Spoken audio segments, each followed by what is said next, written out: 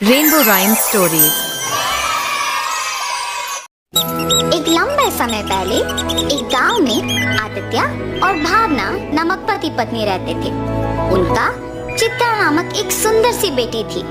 वो एक छोटी सी घर में रहते थे। आदित्य एक बहुत नेक इंसान था और जितना उसके पास था उतने में ही खुश रहने वाला था। वो पानी पूरी बेच के आए हुए पैसों से ही अपने परिवार की देखभाल करता था। हर रोज वो सुबह उठ के पानी पूरी बना के बेचने जाता था। पानी पूरी, स्वादिष्ट पानी पूरी। एक बार खाना काफी नहीं होता है, बार बार खाने का मन करता है।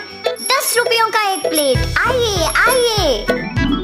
ऐसे पूरी गांव में जाते हुए बेचता था। उसके बनाए हुए पानी पूरी स्वादिष्ट रहने पर सभी लोग वहाँ खाना पसंद करते थे। रोज की तरह वो एक दिन पानी पूरी बेच के अंधेरा होने पर वापस घर जाते रहता है, जब उसे रास्ते में कुछ लोग भागते हुए नजर आते हैं। उसके पलक झपकते ही वो लोग गायब भी हो जाते हैं। कौन थे वो लोग? क्यों भाग रहे थे? और इतने में ही कहाँ गायब हो गए? ऐसे वो अपने आप में सोच रहा था जब उसे रास्ते के बगल में एक सूटकेस दिखाई देता है। ये किसका सूटकेस है? शायद किसी ने खो दिया होगा। सुबह मैं इसे जमींदार को दे देता हूँ, वो इसको उसके मालिक तक पहुँचा देंगे। ऐसे सोच के वो सूटकेस अपने साथ अपने घर ले जाता है। आदित्य की पत्नी उस सूटकेस को देख पूछती है, ये किसका सूटकेस है जी? मुझे नहीं पता, आते समय रास्ते में मिला था मुझे। क्या है सूटकेस में? नहीं, मुझे नहीं पता, मैंने देखा ही नहीं। अच्छा, तो फिर रुकिए, मैं पहले ये देखती हूँ कि इसमें है क्या। और ऐसे सूटकेस खोलती है। सुनिए, इधर आके देखिए तो कि इसमें है क्या। हाँ, क्या है? पास आके देखने पर वो सूटकेस हीरे, मोती और सोने से भरा हुआ था। देखा आपने? कितने हीरे, कितना सोना है इसमें। अब हमें कभी वापस मेहनत करने की जरूरत ही नहीं पड़ेगी। भावना, ये सूटकेस हमारा नहीं है, किसी ने खो दिया इसे। कल सुबह इसे जमींदार के हवाले करने इसे लेके आया हूँ। तो आप क्या इसे जमींदार को लौटाएंगे? हाँ, मैं ये स्वीकार नहीं करूँगी। हम इस सूटकेस को हमारे ही पास रखेंगे। आपको मेहनत करने की जरूरत ही नहीं पड़ेगी। हम आखिरकार बहुत खुश रहेंगे। अपनी पत्नी का उस बात ना स्वीकार करने पर आदित्य उसे दुख ना पहुंचाने के लिए उसे कुछ नहीं कहता है और सोच में पड़ जाता है। अगर मैं उन हीरे और मोती को लेता हूँ तो गलत है, पर अगर मेरी पत्नी वो सब लेती है तो वो मेरी गलती नहीं है ना। ऐसे सोचकर अपनी पत्नी से कहता है, किसी और का कमाया हुआ मुझे खर्च करना ठीक नहीं लगता है।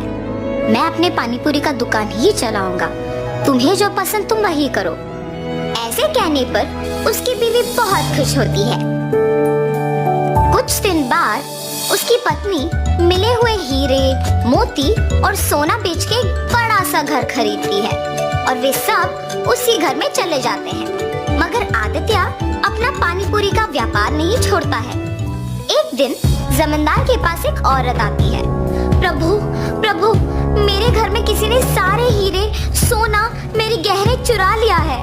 मुझे समझ में नहीं आ रहा कि मैं क्या करूं, इसीलिए आपके पास भाग के आई। कृपया मेरी मदद कीजिए प्रभु। फिक्र ना करो माता, मेरे पे भरोसा करके आप चले जाओ। मैं उस चोर को पकड़ के आपको बुलाऊंगा। जमींदार के ऐसे कहने पर वो औरत उन पे भरोसा करके वहाँ से चली जाती है। उसके बाद के कुछ ही दिन में जब आदित्य और उसका परिवार एक बड़ा घर खरीद के उसमें रहने लग जाते हैं, तो गांव के लोग में उन्हीं के बारे में खुसर पुसर शुरू हो जाती है। ऐसे ये बात जमींदार तक भी पहुंचती है। एक साधारण पानी पूरी बेचने वाला एकदम से इतना बड़ा घर कैसे खरीद पाया?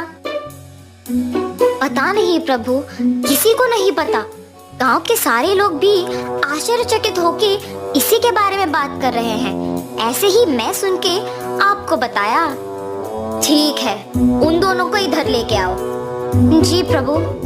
जमींदार जमींदार के कहने पर सेवक उन दोनों को उनके पास लेके जाते हैं। आदित्य, मुझे तुम्हारे बारे में सब पता है, तुम्हारे व्यापार के बारे में भी पता है।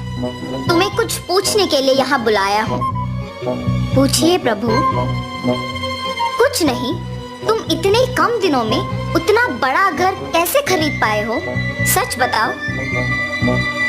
क्या ये पूछने के लिए जमींदार हमें यहाँ तक बुलाए हैं? मुझे ही बताना होगा कुछ, वरना मेरे पति सब सच बता देंगे। मेरे पति का कमाया हुआ पैसा हम बचा बचा के ये घर खरीद पाए हैं प्रभु। ऐसे हिम्मत से बोलती है ताकि किसी को शक ना आए। माता, आप पे कोई इल्जाम लगाने के लिए मैं आप लोगों को यहाँ नहीं बुलाया हूँ। मेरे पास एक औरत आके बोली है कि उसके गहने और सोना किसी ने चोरी कर लिया और उसी समय में आपने एक बड़ा घर लिया। हालात मुझे आपसे ऐसे पूछने पर मजबूर कर रहे हैं, तो सच कहिए कि आपको इतने पैसे अचानक कहाँ से मिले?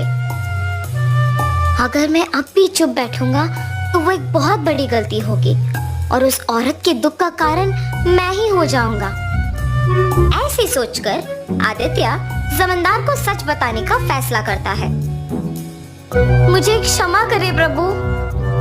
और ऐसे जो कुछ भी हुआ वो प्रभु को बताता है और तुरंत वो गहनों वाला सूटकेस उनके हवाले कर देता है। तुम्हें अपनी गलती का एहसास हुआ है और तुमने सच बता के और ये गहने ला के वापस कर दिए, इसीलिए मैं तुम्हें अपनी पहली गलती के लिए माफ कर दूंगा और दंडित नहीं करूंगा।